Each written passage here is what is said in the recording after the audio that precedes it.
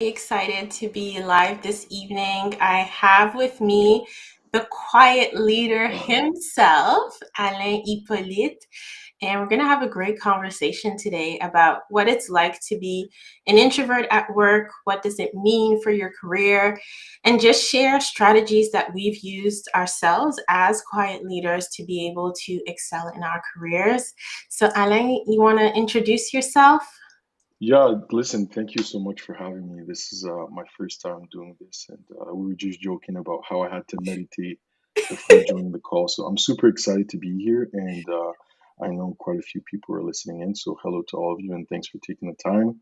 7 p.m. Eastern time here, but I know if you're not in Canada or on Eastern time, this could be like a really odd time for you. So super excited to be here, and excited to have this conversation with you, Lisa. Awesome. Thank you so much. Yes, and congratulations. This is your very first Mhm. live. So that's a true milestone. I'm really excited for you Thank and you. to many, many more after this one. Thanks. So, Ale, how did you get started on LinkedIn? Because I mean, obviously you're on LinkedIn, you talk about quiet leadership. I've seen your posts, and that's how, we connected. But how did you get started on LinkedIn, especially as an introvert? Like hmm putting yourself out there is not the easiest thing. So how did you get started? Yeah, thanks. I think a lot of it is born out of like this need to advocate for myself. And probably because I'm an introvert. When I started my journey on LinkedIn, I had 243 connections. Okay.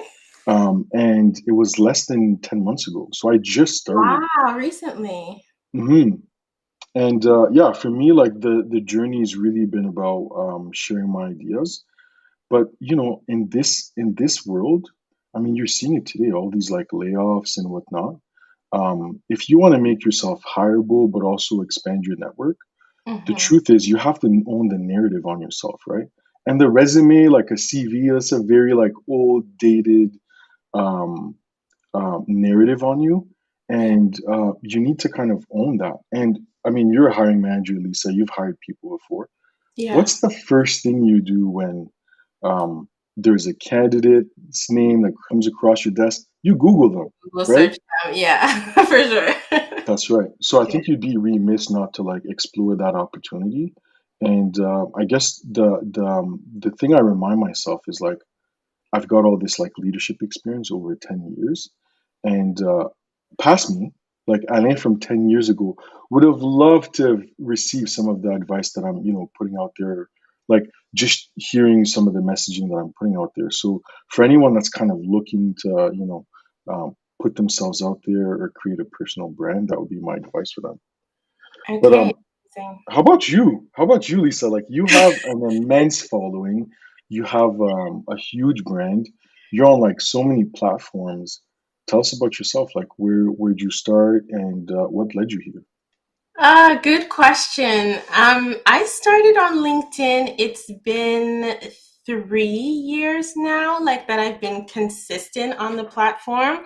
I obviously, like a lot of people, you have LinkedIn when you come out of school and then you kind of just create a profile and kind of forget hmm about it. So I was one of those people as well until I started my business in 2020. And, numerous times people were telling me you need to be on LinkedIn. That's the place Mm. for your message. And honestly, I was very intimidated by it at the beginning because I felt like it's for bosses. Like the people on LinkedIn are CEOs of this, CEOs of that. So I was like, maybe it's not the best place for me. But with time, as I started just like seeing what the platform is like, I was able to begin just commenting. Like I just started by looking what's happening and commenting on other people's posts. And from there, I was able to gain the confidence to actually create my own post. And Dan is just making a comment that real top voice right here. And yes, so Yes. for 3 years of consistency, putting the message out there about what I do, who I help, and just really um, finding a place for people like me. For me, a big thing, a lot of the people that I saw who were building their personal brand were more outgoing. Some people were doing. Mhm. I remember at some point it was very popular to do lives, and they were, there was music in the background, everything. I was like, I don't know how to do any of that, or to get that kind of attention, or even people's posts that were so, I felt compelling, but I still was able to find a place. And it just shows that no matter your personality, or no matter who you are, there is a place for you, and you'll find your people. There are people who are like you, who will resonate with the message that you're putting out there. I love that. One, yes, put some respect on Lisa's name, top voice, the real top voice. Thank you. But I can so relate to this idea of like um, creating an account and kind of keeping it dormant and not really participating in the conversation. And I think there's like some really strong data out there that supports that, that says like only like 1 to 3% of LinkedIn Mhm. users create daily. And then the vast majority of people are like silent spectators. And so I Exactly. see some people in the chat are saying like, I created my profile eons ago, but only started like participating recently. Exactly. Jennifer just said that. Yeah. So I meant to ask you, Lisa, like, just a follow up to that, like, we felt that, right? Like, we created an account. To your point, you thought it was for bosses. You never kind of participated until, you start building up the courage. What advice would you give to people who are, considering potentially being more active and creating a bit of a brand? Mhm. What advice would you give them?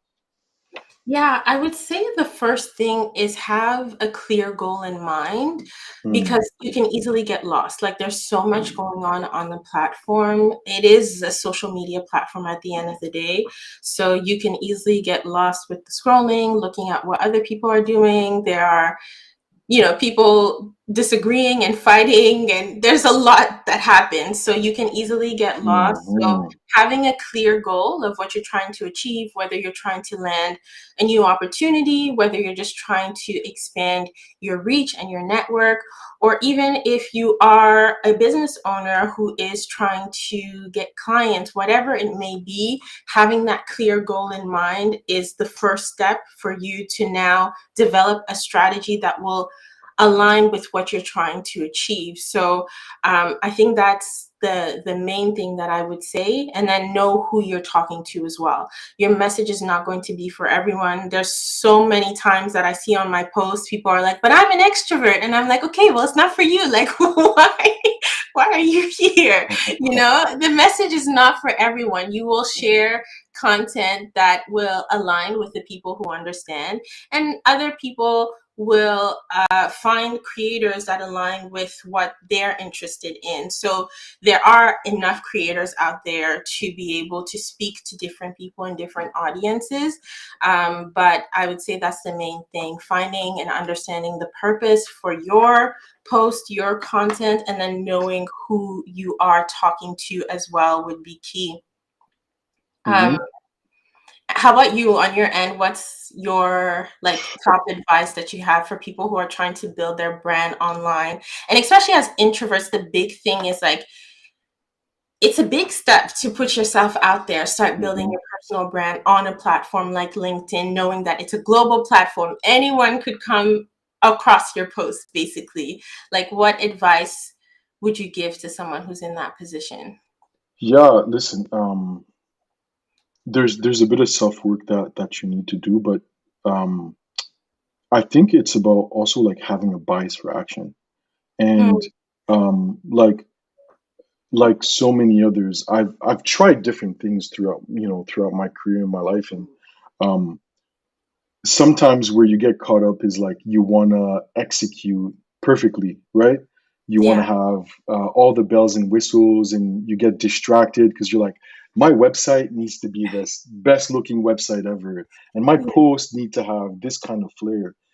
And I think essentially, like, you have to look at the journey of personal branding um, as like an iterative process, but Hmm. also as an opportunity to exchange ideas and give yourself permission to like learn along the way. Yeah. Um, like I post every day, I'm not actively posting. I schedule my posts. I use a Word document to track all of my content, an Excel spreadsheet to track some of my analytics.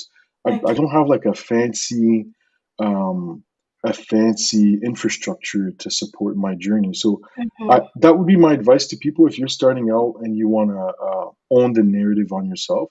Just like start small, start simple, and to your point earlier too, I would say like niche down, right? Like figure out what it is you want to talk about.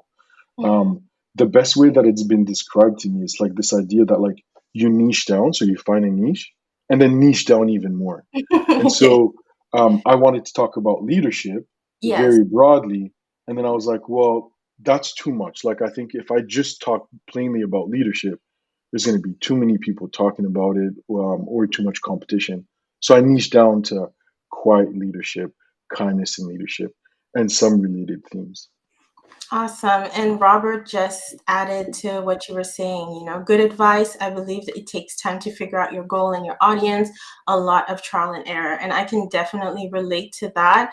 And giving Mhm. yourself that grace to know that it's not going to be perfect is what will cause you to keep going. Because if you're so hard on yourself, you're trying to get it perfect, your posting go viral, you're discouraged, like those are all things that are going to stop you right in your tracks. You need to know that it's a learning process and you're going to evolve. Like the same way you evolve as a person and you are learning about yourself, you're growing as a person. That's how your brand is supposed to evolve as well. It's not going to stay static over the years.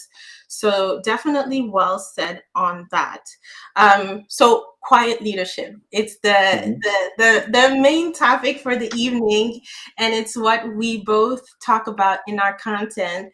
But you have an interesting angle to it, which I Mhm. think is really cool, that you talk also about kindness in the workplace, from Mhm. the introvert's perspective. So how did this experience shape your understanding and approach to leadership? Like, was this something that you were already doing and that's why it's now something you're talking about in your content? Or like, how did it come about basically? Yeah, that's a great question. So one is one of my like major realizations over the last like 3, 4 years, and I think a lot of people would agree with this. That people listening in, the job marketplace, um, cultural expectations in the workplace have changed significantly since the pandemic. And it was reassuring for me because I think my approach lended itself like really well to the crisis that we had to deal with at the time, and it gave me a ton of confidence. And I felt really empowered to try and dispel some of the myths and rumors around leadership. I think like there's some old school traditional approaches that Mhm. are no longer fitting. Maybe they made sense in the 80s, right? Yeah. My way or the highway type, but today Yeah. that doesn't work. And the truth is, um, Gen Z's entering the workforce. Yeah. Millennials, we've been here. Yes. I'm telling you my age now, but um, I'm a Gen X. millennial as well, so we're Okay, there we're we in are. it together. Millennials unite. But yeah, I think the workplace is changing. I think like that message needs to be heard that kindness can work. It doesn't mean you're a pushover. It doesn't mean you're welcome at. It doesn't mean you're soft or weak. Yeah. Um, you can still be very firm and have a backbone, but still be kind and human. You're in the people business if you're a leader.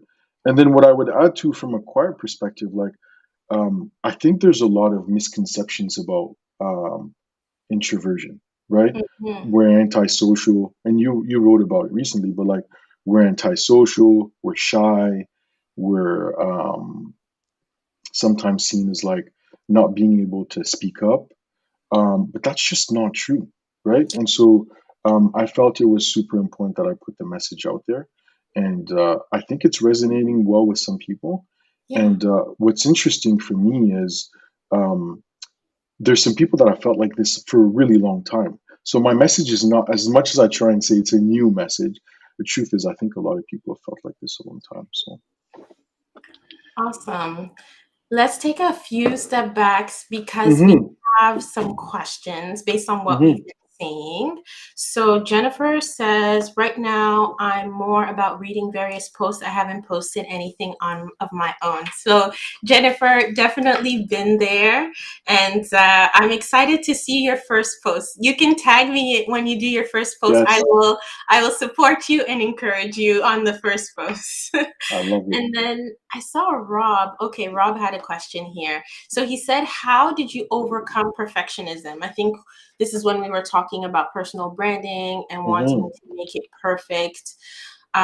Was there something that like clicked for you in terms of perfectionism and letting that go to be able to show up on a platform like LinkedIn? Oh my God. I wish I had an answer. I wish I did. I think we can be extremely hard on ourselves as humans and have these like impossible expectations. I still look at the impressions. I still look at some of the vanity metrics.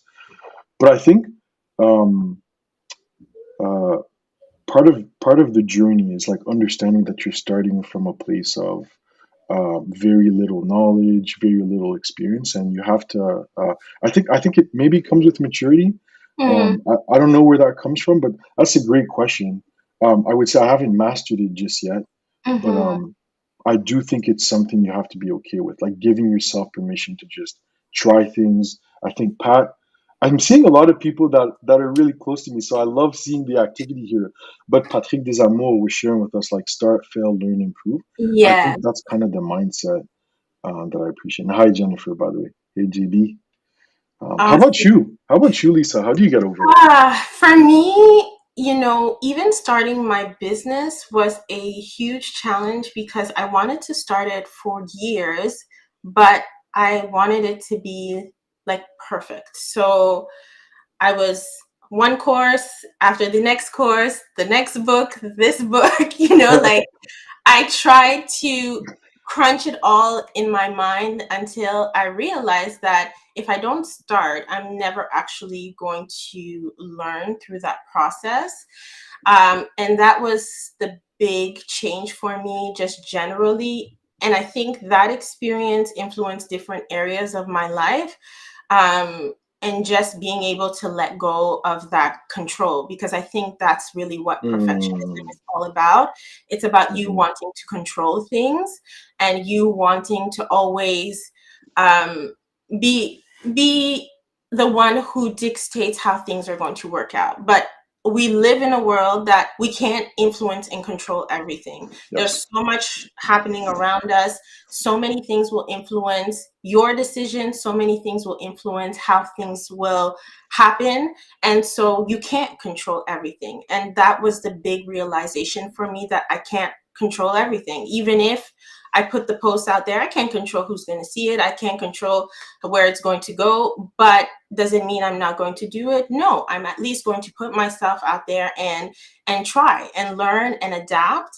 I know, like, a big thing for me recently, I started a YouTube channel, and I went in with the mindset that I don't know how YouTube works, but I'm going to learn. And while I'm learning, I'm going to do it. And I get messages all the time. Your SEO on your YouTube is not perfect. Hire me. I'm going to help you with your SEO. And like, I get all these messages. People are like, but I'm okay with knowing that I'm not doing it perfectly, but I'm learning as I'm going.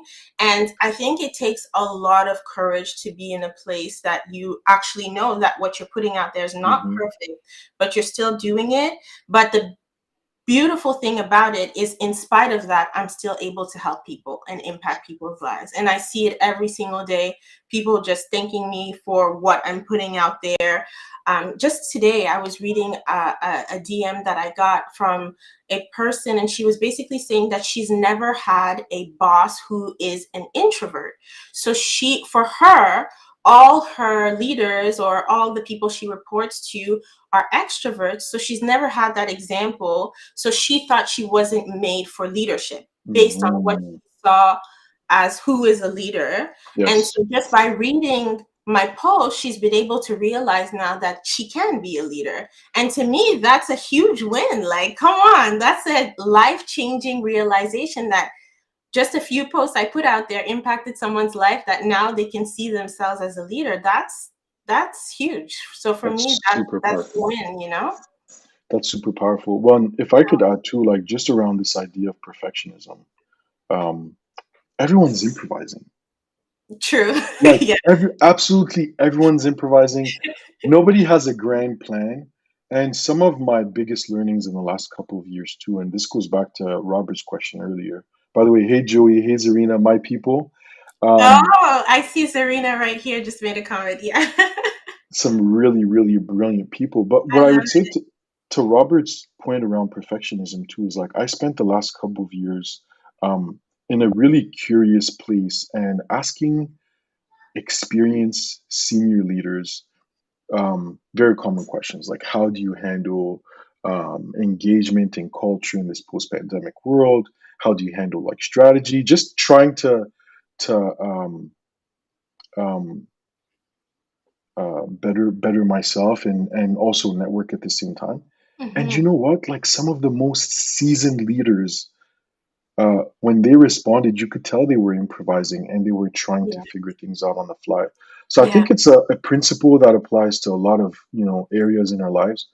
We're improvising, Yeah. and so you have to be okay with that. You have to be okay with having a bit of a bias for action and just taking a leap of faith. Exactly that. Make the leap and take action. Yeah, a comment here, the agile mindset, get it out there and then upgrade it over Mm. time based on feedback. I absolutely love that. And yes, the other comment was make the leap, take action, and get impatient with yourself. I like that. That's a good one. That's a good one. I love it. Um, awesome. So, Lisa, yeah, can I go ask ahead. you a question? Can I ask Yeah, you a question? sure, sure. Go for it. Um, you're talking about quiet leadership as well, obviously, but like Hmm. you're a career strategist. Your content has like flavors of like women empowerment, um, self empowerment, self advocacy, knowing your worth. Like it's this beautiful kind of marriage of different yeah, self empowerment ideas. So like, where Thank you. does that come from? Where does that come from? What led you here? Yeah, what a description. Thank you so much. Like, is that me?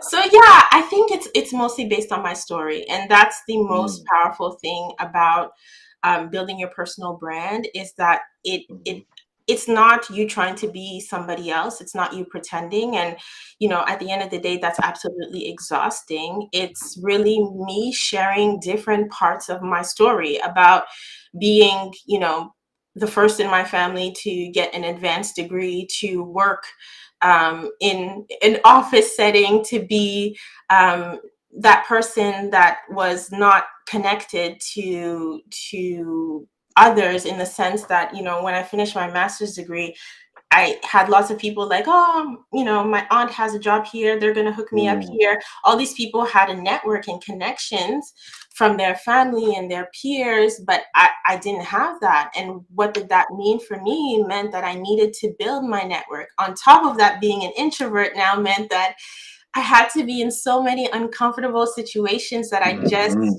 um, learned so much in making those mistakes and going through those challenges, that that's basically what I share through my content. And then, you know, about 5 or 6 years ago, taking on leadership roles and then realizing, oh, it's a whole different ball game in terms of Mhm. being an introvert and being a leader, and that my style didn't resonate with all organizations that I've been with, or with, there's you're managing down, but there's also the aspect of managing up, and Up. Yes. expectations that senior management has of you, and how they expect you to be like them oftentimes. And sometimes their approach is that traditional approach to leadership that you were talking about. And when you don't fit in that criteria, they see it that you're not productive, although you may be getting the results, but because you're not speaking up, you get questioned. So yes, it's basically my story. It's me sharing the experiences that I went through. And when I have solutions, and I have been able to get lots of solutions, especially now as a career strategist and having worked in career strategy, realizing that, oh, there are ways to solve this. So that's basically what I share through my content. That's amazing. Yeah. That's amazing. Let me see here. There's a comment. What changed for me coming from toxic boss culture 5 years ago and extreme toxic leadership, being immersed in that environment and the desire to unlearn that boss mentality? Quiet leaders like Alain have really Mhm. helped me Thank you. to have the confidence to do, where's the rest, to do better, be better, and how to listen. Ooh, Thank you. congratulations, and congratulations to you, Ale, as well. Thank you. The impact, right? The impact of the content. That's amazing. That's really amazing. All right, so a question for you. Um, Hmm. so what's the one advice that you have for quiet leaders or introverts who are trying to take charge of their career, but really don't know where to start? Yeah, that's a loaded question. I don't know if I just have one piece of advice, but I guess I'll put it this way. So one, maybe I can help frame the way I see introversion, right? Like, and I'll, explain it in a very binary way, just in the interest of time. We'll have a few minutes left. Um, as an introvert, you wake up, you've got a glass of water, and there's some water in there, right? You wake up, it's maybe full, maybe not, but there's some water in there. Mm-hmm. And after every interaction, you feel like somebody's taken a sip of that water. And so at the end of the day, if you don't protect your energy, that glass is going to be empty. Mm. Whereas for an extrovert, the way I see them operate is they wake up, there's a bit of water in their cup, Yeah. and they fill their cup with all these interactions. And we're just built a little different. And so, for me, what I find really useful is, or the advice I would give people is to find ways to protect your cup so that it's not empty at the end of the day, Yeah. but also try and make that work with the workplace. That doesn't mean you need to pretend to be an extrovert. Mm-hmm. That doesn't mean you need to put on a facade. That just means you need to know how to operate in your environment. One of those examples could be if you need to network, don't go to a conference expecting to play the room and be this like magical networker. Yeah. Pick one or two people you're really interested in, Mm. do a video call like this, right? Yeah. Pick one or two people you want to do a coffee chat with per month. That could be your version of networking. If you want to, if you get called down in a meeting, say, hey, you're kind of quiet. You can respond with some things like, I'm still formulating my opinion. Or, Mm-hmm. you know what, let me think this one through. One of the most empowering things for me was to see some introverted leaders operate. And I'll never forget this. There was this one person who was like brilliant, very timid, even the way she presented, very small lady, not intimidating at all. Yeah. And in a meeting one time, there were all these executives having like a really loud conversation. And eventually she decided to chime up. She didn't say much, but she chimed up. And the Hmm. moment that she chimed up, Mm-hmm. she changed the course of the conversation Wow. and everyone fell into agreement with her. So I think there's really good ways you can protect that cup, keep a bit of water Yeah. in it, but at the same time choose your moments, choose your spots to be impactful, and just don't believe in this idea that you have to be like overly charismatic, take all the space. You could be very impactful and still be introverted and lean into some of your uniqueness. Amazing. That was really great and great Hmm. analogy. We do have a question that we'll Hmm. probably conclude with this question, but I do want to give a shout out to someone. So, Dr. Farah, I am so, so proud of you. So, she just completed her doctorate in nursing and she's a whole doctor now. So I am so proud of you. Thanks for joining the live this evening, and we will talk soon. But let's take the question now from Natalie. Where is it? Okay. How do you create a personal brand in a work environment that needs to evolve? I'm a quiet Mm, person that needs a boost of confidence. That's a good question. that's a fantastic question. And hey, Natalie, hope you're well. Do you want to try and take a stab at that one, Lisa? Of course, of course. So, in terms of creating a personal brand in an environment that needs to evolve, I think it's also first by you taking stock of who you are and what you have to offer, because your Mm, personal brand is not just at work, your brand is also mhm, outside of work. So, there is the brand that you're building in terms of being able to increase your visibility within your organization, but also look at it from the perspective, just like we were talking about at the very beginning, of personal branding right now gives you the opportunity to not only be that person who works with the same company for the next 30, 35 years, which was the norm before, but it gives you the opportunity now to expand your reach and to almost, well, not almost, but to position yourself as a thought leader in your industry. So, what I would encourage you to do is definitely focus on building your brand within the organization in terms of being able to share your thought leadership, share your approach to how you work. And not everyone is going to be in agreement at the very mhm, beginning. Like, there are going to be naysayers, and that is kind of part of being that person who is different. You are definitely going to encounter naysayers.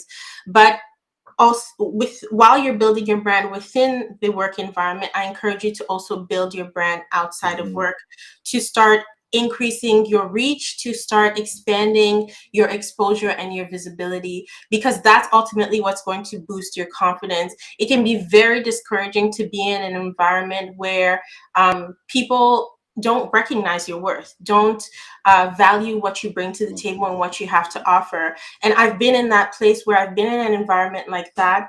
And then all of a sudden, I started, being more visible. At the time, it was going to more networking events. And, people would meet me and be like, oh, you have a lot to share, you have a lot to offer. But because I was in that closed environment that continuously I was hearing messages of not being enough, I started to believe it. And so, it's important who you surround yourself with, what message you're yes. listening to.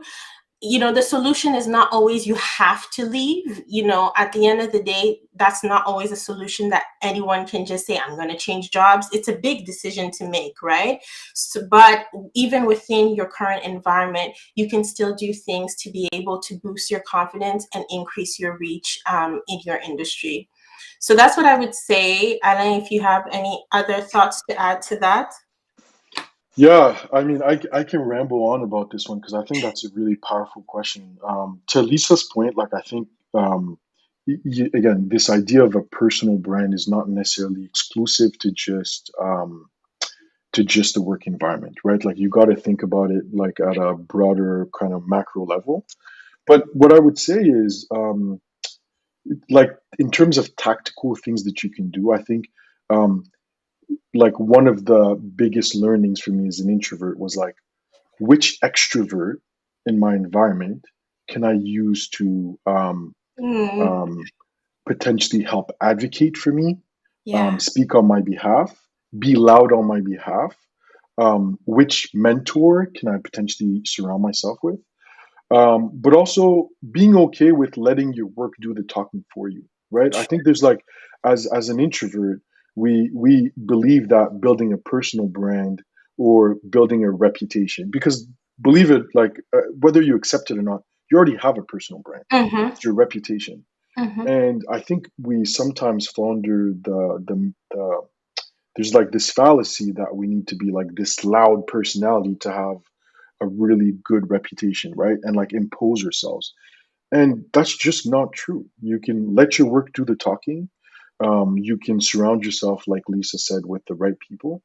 And yeah, I think that's a really good starting point. Awesome. Dr. Farah is just saying, I feel like most work environments need to evolve. And I'm sure all of us Preach, on the call, preach. on the live Hmm. this evening, can completely agree with that statement.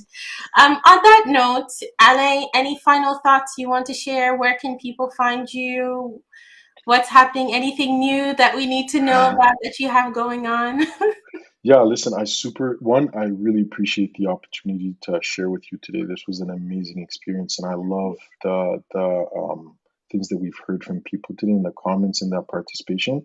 Um, right now, the Alain mission is just putting some ideas out there. Sometimes they land, sometimes they don't. That's okay. If you can support me, share my content on LinkedIn. I also write on Medium, longer form content. And then, of course, I have a newsletter, the Saturday Power Move, where every week I provide like really raw and brutal truths around leadership. There's a bit of profanity, and that's my style. It's very honest and raw, and you might find it useful. But I appreciate you coming today. This was a really pleasant experience. Amazing. I have one comment I want to read because there's some good tips here from Joey. So he says, if your organization offers it, working with a mentor is really helpful. They can provide firm but friendly advice, accountability, fresh ideas, and career coaching. Hmm. 100%. That is some excellent advice to add to what we've shared. So thank you for that. On that note, it's been a lovely conversation. Thank you, Alain, for taking some time in your busy evening to join. And I'm sure we'll do another one. I'm sure in the You future bet. we can connect again. It was a good conversation. I I appreciate loved it. you, and we'll talk again soon. Have a great You bet. evening. Bye, Thank you. everyone. Bye.